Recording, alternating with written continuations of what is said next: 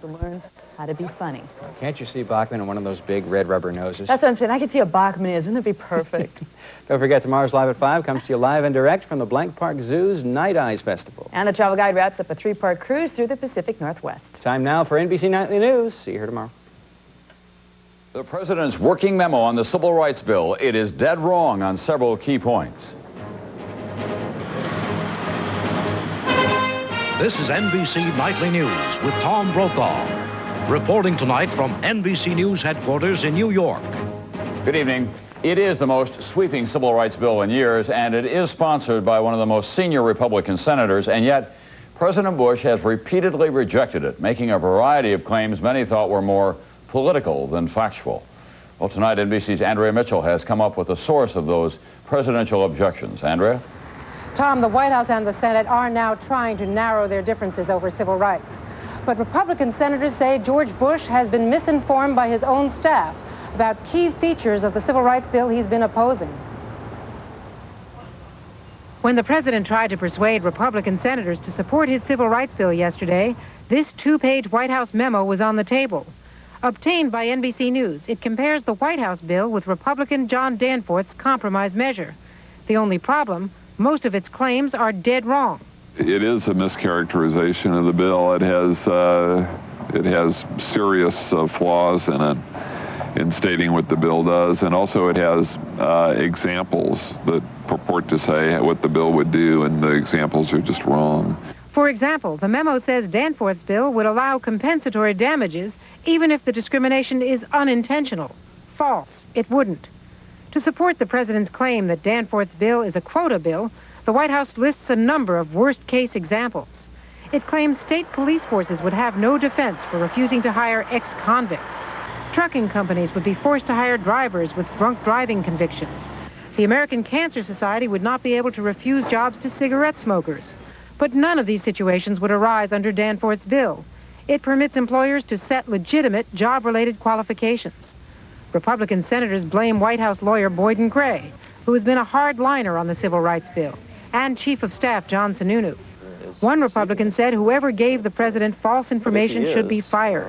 What it says is that there are either people who are inept as far as their legal analysis, or are intentionally distorting the product as such in order to achieve a political agenda. Still, Republicans tried to come up with a compromise in all-day talks with Gray. I think that the differences are very narrow, and it is my hope that in the near future we will have something that will be acceptable both to the White House and to a majority of the Democrats. Democrats are skeptical, but tonight there has been some narrowing of differences on the issue of unintentional discrimination. Still, other big disagreements remain. Tom? Thank you, Andrea. At the same time today, the president was setting up Congress as a target on another hot-button issue, that confirmation process that led to the Clarence Thomas Anita Hill mess. NBC's John Cochran tonight on how the president went on the offensive today. John? Tom, the president compared the Thomas hearings to a burlesque show, and he used that to stick a knife in the already battered image the public has of Congress. Still angry with the Senate for the leak of Anita Hill's affidavit, Bush ordered the FBI to deliver confidential reports only to committee chairmen. No FBI reports will stay on Capitol Hill. And furthermore, members only will have access to these reports. Staffs will not have access to these reports. The president also called for a special counsel to investigate the Anita Hill leak, and hours later the Senate voted to do just that. But that is not enough to satisfy Bush, who wants shorter confirmation hearings and more testimony in private. The American people saw some of the seamier sides of Washington life. They saw proceedings that degenerated into target practice against good men and women. But the president took none of the blame himself, even though he approved of Republican target practice on Anita Hill. Nor did Bush deal today with complaints that both of his nominees for the Supreme Court, including Thomas, spent more time evading than answering questions about their views. The only thing that really needs reforming is the administration's cynical approach to the Supreme Court.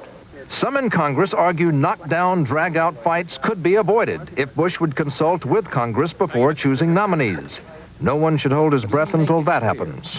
I will not give a group of senators veto power over a nominee before the Senate has conducted hearings and held a confirmation vote. And on the potent issue of sexual harassment, Bush happily noted that Congress has exempted itself from sexual harassment laws, but the White House will hold special sensitivity sessions for its workers. Tom? Thank you, John. All of this political turmoil, combined with a cloudy economy, adds up to a quickly changing political climate nationally, and that in turn has one of the Democratic Party's best known and most complicated governors testing the wind. Mario Cuomo of New York. NBC's Lisa Myers tonight. They call him Hamlet on the Hudson. For years, to run or not to run for president has been the question. October 13th, after a meeting with supporters. And they said, you should think about it. And I said, okay, I'll think about it. October 17th. I have no plans, and I have no plans to make plans. Today. The question is not complicated. Getting to the answer is, and I'm doing it as fast as I can. Through it all, the political world has been in a dither, poring over Cuomo's sometimes conflicting signals. Some Democrats have had it. And the sooner that we can eliminate the distraction, either by getting in or not getting in, the better off it's going to be for the Democratic Party and for the American people. Others, with Cuomo's knowledge and apparent approval, eagerly fan the speculation, even suggesting a draft Cuomo movement. The Democrats need a prize fighter in the ring, and Mario Cuomo is that champion. There are strong reasons for Cuomo to run. He is eloquent, cunning, combative. Also, the deteriorating economy simultaneously makes Bush suddenly seem vulnerable and plays to Cuomo's strength, waging class warfare. The thing that he brings more than anything else is a tenacity, almost an anger at what's happened in the last 10 years, and the brains to explain it. But Cuomo also has big-time liabilities. Today, an embarrassing headline about New York's continuing budget crisis, which Cuomo claimed was solved for the year. New York now has the third worst bond rating of all 50 states. Republicans claim Cuomo also was vulnerable because of his record on taxes and crime and his opposition to the death penalty. He wants to do for America what he's done for New York, and that's a very scary prospect. Characteristically, Cuomo has put himself in a bit of a box. He has questioned how he can run for president and manage New York at the same time. But he also has said that to resign and run might be abandoning his state. Will he run? Who knows? Lisa Myers, NBC News, Washington. When Nightly News continues in a moment, Dr. Death back in the news tonight with 2 more suicides.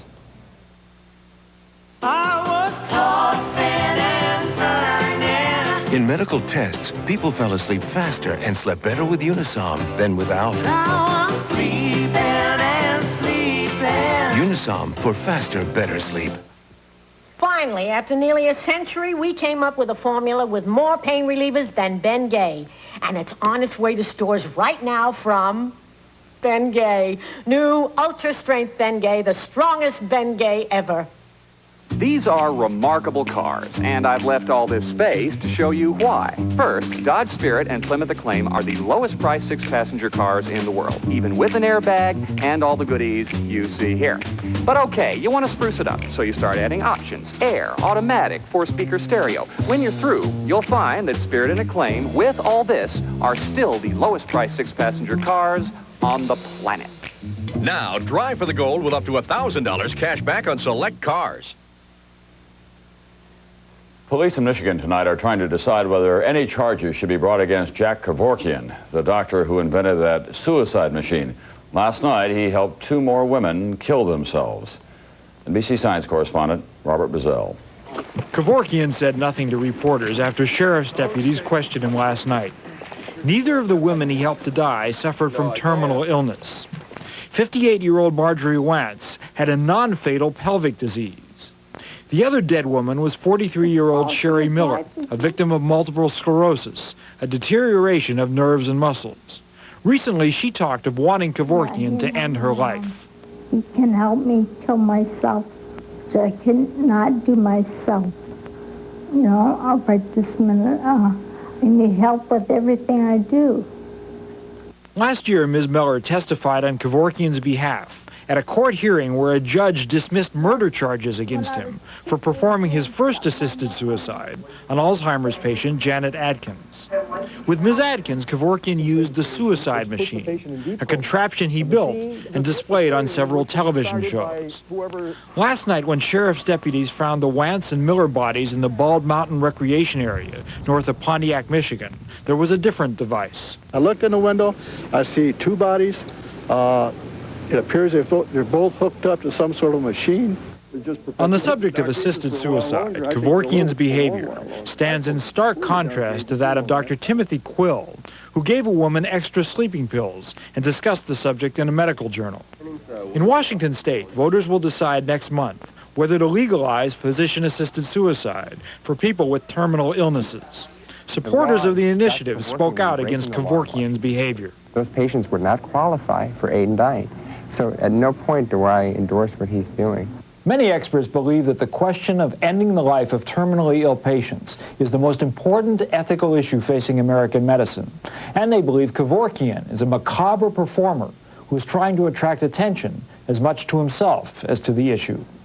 Robert Bazell, NBC News, New York. And tonight there's a major public safety legislation on President Bush's desk. It would make millions of transportation workers in this country undergo testing for alcohol. We get more on this story now from NBC's Robert Hager. 1982, thousands evacuated as poison chemicals burn in a big freight train derailment in Louisiana. The engineer's girlfriend had been at the throttle. The engineer was so drunk, he'd passed out. 1989, a drunken trucker plows into oncoming traffic and kills 5 in Maryland. Investigators say a third of all fatal truck accidents involve alcohol or drugs. 1990, a pair of Northwest Airlines pilots and their flight engineer are convicted of flying intoxicated after consuming 20 cocktails and 6 pitchers of beer. The government later finds 400 commercial airline pilots have an alcohol-related highway conviction in their past. Now, after years of argument, a law to force alcohol testing of transportation workers, including surprise testing, has passed Congress and awaits the president's signature. Unions had opposed it until a big accident 2 months ago. After this New York subway accident, which killed 5 and injured 133, and the motorman admitted being drunk, the unions finally quit resisting. Sponsors call it a victory for travelers. It's a really national hazard of national concern, and they're glad we're finally going to do something about it. The most controversial part of the new law requires random on-the-job tests, probably by breathalyzer, covering 363,000 aviation workers, 121,000 railroad workers, 195,000 mass transit, and 5.5 million truckers and bus drivers. Art and Ann Johnson, whose daughter Christine was killed in a train wreck, worked hard for this. I don't know that we're all that concerned about whether this is a memorial to Christie or not. It's an important event for the traveling public. Government has a year to prepare for the testing. Proponents promise it'll save lives. Robert Hager, NBC News, Washington.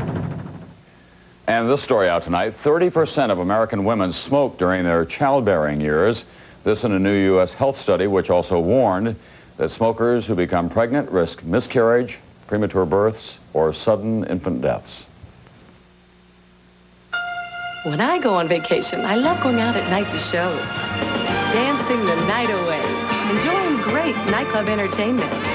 And on this vacation, I can enjoy everything without cover charges, minimums, or even reservations, because it's all included. But what I really like about the nightlife here is that tomorrow night, I can see another great new show as we sail away to another great new place. Take a 3, 4, 7-day fun ship vacation on Carnival, the most popular cruise line in the world. Oh, no. Ellen, I'm knocked out. Fetch Mommy. Fetch Mommy. What are you doing out there? When it's cold and rough outside, try something warm and creamy inside. Instant cream of wheat in our new honey nut flavor or original cream of wheat. Tomorrow, you get the paper. 2 warm ways to come in from the cold. Pain from just one sensitive tooth can start the domino effect. Pain can make you stop brushing, lead to plaque buildup, gingivitis, periodontal disease, even tooth loss. Sensodyne toothpaste helps stop the pain and the domino effect. You know, California prunes have a lot of vitamin A. And they say that vitamin A is good for your eyesight. Maybe you haven't had a prune lately. Sweet, delicious California prunes. Find out how good they really are. Tonight's Daily Difference, crime and punishment. That Killeen massacre last week was a grim reminder of just what can happen when guns get into the wrong hands. It was also a reminder that Texans didn't need. Many of them have taken up arms against violent crime in their state. NBC's Jim Cummins. Within one 24-hour period this month, 3 people in Houston who were the targets of criminals decided to shoot back. We've only got one that's been shot to the back of the head. I say, stop, stop. Eddie Runner shot and killed a suspected purse snatcher in a getaway car. I thought he was going to crush me in between the cars as the cars were screeching, and so I just shot one shot. And Runner's wife was glad. If we have to take it into our own hands to stop these people, then we need to do it. Peggy Riley confronted a man stealing a bicycle from her garage. I told him, wait a minute. I ran in the house and got my pistol and came outside, and he was on it. And I said, you want it that bad? He said, shoot me, so I did. Her husband understands. Somebody that came into our garage with our kids in the yard to take our possessions. It's really sickening to me. And this woman shot this man who was trying to rob her jewelry store. He died later. Gary Brandt is a neighboring merchant. The store owners are tired of all this vandalism, all the robbing going on, and we're not going to take it anymore. And if it means defending ourselves the best way we can, and if it's with a gun, that's what we're going to do. Houston District Attorney Johnny Holmes. If we have a 20% increase in violent crimes, I think it's reasonable to expect we're going to have a 20% increase in citizens defending themselves, and we have. People are frightened and frustrated, so they are fighting crime on their own with guns. Laws governing the use of deadly force in most states are much more lenient for private citizens than they are for the police. The jewelry store owner, Peggy Riley, and Eddie Runner were not charged with anything for shooting criminal suspects. There is obviously a downside to this for the good guys. The inevitable, will happen eventually that somebody will lose this game between the good guys and the crooks. And the good guy is going to lose occasionally if, they confront the crooks. But with crooks breaking into gun stores and a madman killing helpless people in Killeen, Texans are worried. That's why Sarah Lapierre is suddenly selling more pistol handbags from her store in Dallas. If just one lady had had my purse and her weapon in Killeen, maybe only 1 or 2 people have been dead instead of 22. Can I say this for a second? Sure. This week, Regina Busing bought her first pistol, a .38 Special. I think I would use it. I hope I don't ever have to. And I hope that it's just going to make me feel more secure. At a time when some people are clamoring for more gun control, more Texans are buying guns and using them. Perfect, you're the target. That's great. Jim Cummins, NBC News, Dallas. Back in a moment with the story of the jackpot frenzy in the Florida lottery and more news. We want to show you what an American car company can do when we put our minds to it. In 1989, this Dodge Viper was just a concept. In January, it'll be rolling off an assembly line in Detroit, Michigan. Nobody in the country ever developed a car that fast. From now on, every new car Chrysler makes is going to be built the way this one was. And that's by a team. Product and manufacturing engineers, designers, finance guys, and marketers, all working together with one idea, making a great car. And this is where they'll do it, our new $1 billion Chrysler Technology Center. We'll have 7,000 people here, designing, testing, hand-building prototypes. There's even a pilot factory to get it right before we produce a single car. We've been telling you about Chrysler advantages for some time now. We've changed this company to give you even higher quality cars, faster, and at lower cost. For those of us who forgot, it's called being competitive. You know, it's not something we talk about. Then don't talk about it. But when Raymond gets what? Constipated. What? I give him Phillips milk of magnesia. Put that away. Phillips works overnight and immediately starts soothing the stomach acid Ray sometimes gets when he's feeling... Oh, Maureen. Well, it's true, honey. Only Phillips relieves constipation overnight and soothes your upset stomach. It can happen to anybody. But you don't even know these people. Hi, I'm Lee Trevino. I'm very proud to be the first spokesman that Motorola has ever had. You know, I've been playing golf for an awfully long time. It doesn't make any difference what you take up, whether it's working a computer, building a telephone, playing golf. The quality has to be there. The durability has to be there. And the people that are making this telephone, they've got to be proud of what they're doing. You know what I'm proud of most of all? Is it's made in the good old USA. Here's a quick check of today's other news around the world. Oakland's fire chief used the word suspicious to describe the cause of this week's devastating fire. On this moonscape, 3,000 homes once stood. 23 people are known dead. The cost estimated at $1.2 billion. One report today said the blaze grew from a small fire set at a construction site. The Israeli flag flew over Moscow today at Israel's newly reopened embassy. The two countries only recently reestablished diplomatic relations, which have been broken off since 1967. $94 million and counting. That's the jackpot in Florida's lottery. Tickets are selling at the rate of 8,000 a minute. One man has purchased 60,000 of them. The drawing is Saturday. Also thinking about economics on a grand scale tonight, John Chancellor with his commentary. John? Well, here's a history of mankind in 18 words. First we had the tribes, then the city-states, then the nation-states, and now the trading blocks. And this week, the concept of the trading bloc took a giant step forward. The 12 countries of the European community agreed last Tuesday to join with the 7 countries of the European Free Trade Association. This will form a new common market from the Arctic to Gibraltar called the European Economic Area. Get used to the name. This powerhouse bloc will have 380 million people in it, 19 countries, open for business in 1993. Even Switzerland may abandon its historic neutrality and join up. But by then, another huge trading bloc may be expanding like a supernova, our trading bloc, the North American Free Trade Agreement, NAFTA. Remember that name. The United States has already made a deal with Canada and is negotiating with Mexico. If Mexico comes in, that would be a bloc of 360 million people, and the Bush administration is thinking of a wider free trade zone embracing every country in the Western Hemisphere. That would be the biggest on the planet, 650 million people.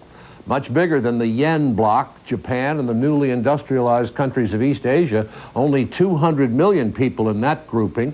But the way things are going, the Asians may need their own trading bloc. It's the future, and it is heading our way fast. It's going to change the world in which we live, just when we were getting used to the nation states. Tom? Thank you, John. Some more economic news. On Wall Street today, there was a sharp drop in orders for durable goods. That pushed the Dow Industrials down sharply in active trading. A kiss? No, I'm sorry. I don't think so. Oh, no, please, no, baby, no. Oh, not a good idea. Not now. No, bad time. Fight morning breath with Scope. Scope has 2 powerful ingredients that kill 90% of the bacteria that cause morning breath. Your kiss is ready.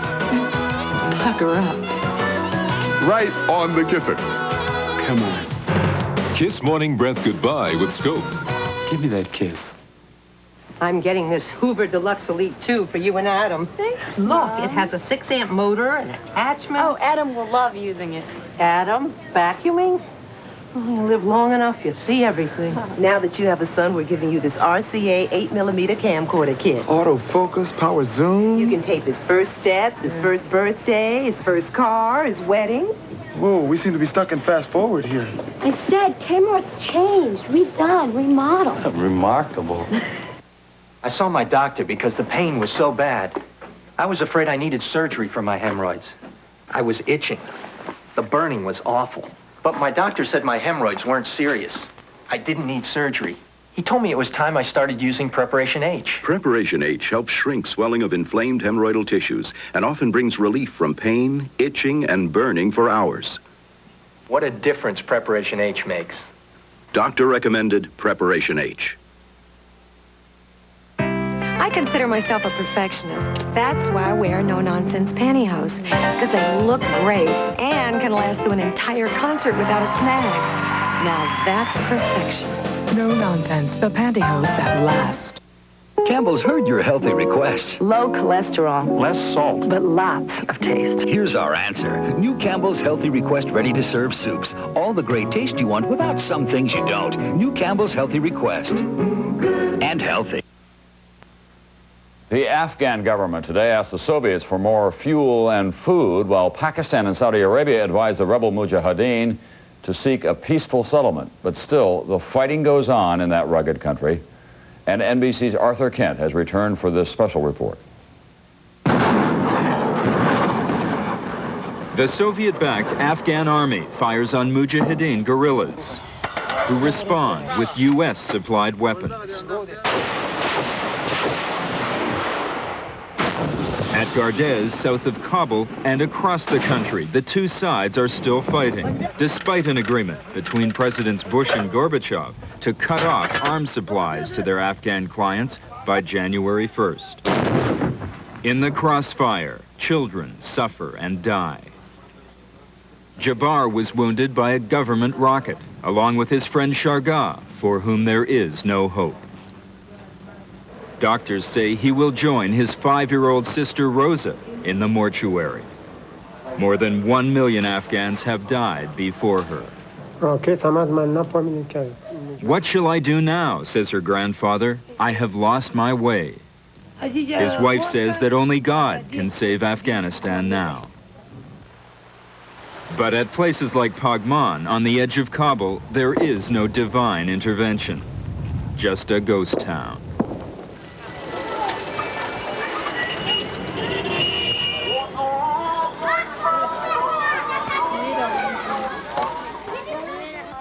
This valley was once known as the Garden of Kabul. It will likely not be the last place in Afghanistan laid waste by the war, because even without more weapons from the U.S. and the Soviet Union, it's estimated that both sides have enough firepower to fight on for at least another 2 years. Mujahideen leaders like Gulbuddin Hekmatyar, made powerful by the largest ever CIA covert support operation, reject pleas from the United Nations to talk peace. On the other side, President Najibullah refuses to resign. He says he's president now, and he'll run for president in any future election. Meanwhile, ordinary Afghans, exhausted by the war, can only wait while warlords like Najibullah and Hekmatyar fight it out. A new generation of Mujahideen is harassing government troops in places like Kandahar. The exchange of fire prevents most of the more than 5 million Afghan refugees from going home. Home is still a hospital ward to many people inside Afghanistan.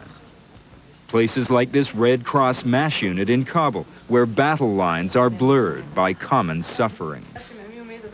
Aziza was wounded by a Mujahideen rocket while waiting at a Kabul bus stop. In the very next room, what is your work?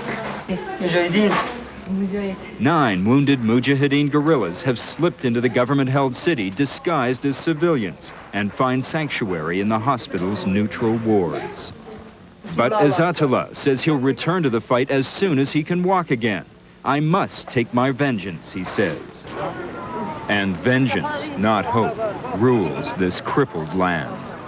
Arthur Kent, NBC News, Kabul, Afghanistan. That's Nightly News for this Thursday night. I'm Tom Brokaw. I'll see you tomorrow night.